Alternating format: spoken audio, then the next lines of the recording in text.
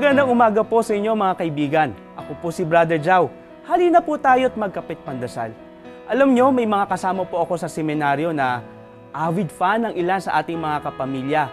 May numero 1 Sharon yan. Kabisado po ang mga kanta ni Megastar. Siyempre, meron din mga pong Maricel yan. Naku, walang palya kung manood ng pelikula ni Diamond Star.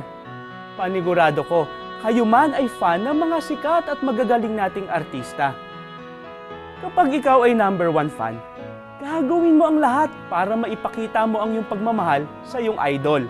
Panonoorin ang kanyang pelikula, aalamin ang buhay nila, pag-uusapan at gagayahin pa natin sila. Mga kapamilya, kung ganito ang ginagawa natin bilang mga Sharonian o Maricelian, ganito rin kaya ang ginagawa natin kapag sinasabi natin, I am a Christian. Mga kaibigan, maganda sigurong tanungin natin ang ating sarili. Ginagawa rin ba natin ang lahat upang ipahayag na number 1 fan tayo ni Kristo? Buong galak ba natin ginagaya ang kanyang buhay?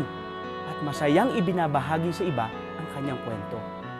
Ipanalangin po natin sa araw na ito ay magkaroon tayo ng oras at lakas upang kilalanin pa si Jesus at ipamalita na tayo ang kanyang number 1 fan.